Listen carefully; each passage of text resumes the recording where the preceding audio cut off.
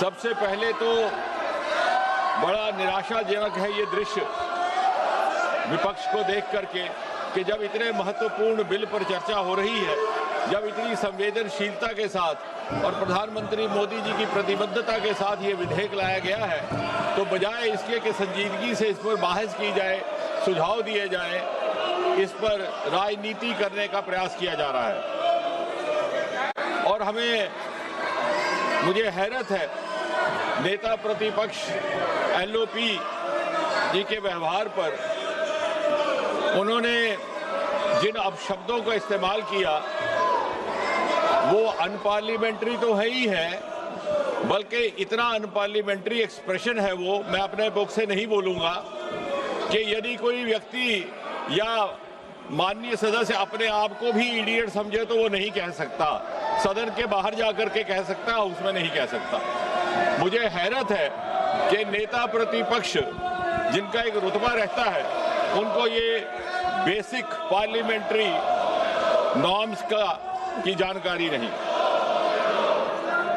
और इसलिए जब वो कहते हैं कि मैं किसी व्यक्ति विशेष के बारे में ये शब्द इस्तेमाल नहीं कर रहा, तो कई बार ये शंका होती है कि क्या वो छात्रों के लिए कर रहे हैं।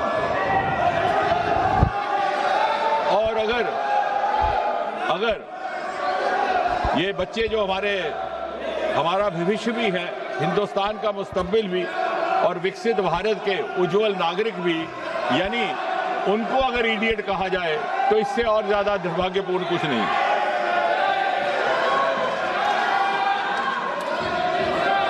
मुझे ये भी हैरानगी है कि नेता प्रतिपक्ष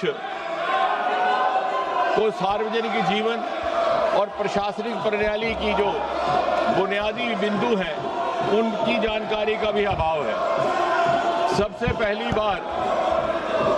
पहली बात तो ये कि जब वो कहते हैं कि गृह मंत्री जी ने गोली चलाने का आदेश दिया और उसे ऑथेंटिकेट करने में नाकाम है, तो सबसे पहली बुनियादी बात कि कहीं भी गोली चलाने का आदेश कोई मंत्री नहीं देता, वो मैजिस्ट्रेट देता है, एसडीएम देता है, डीएम देता है। हम सब विधायक रहे हैं, सांसद रहे हैं, हमारे अनुभव में है।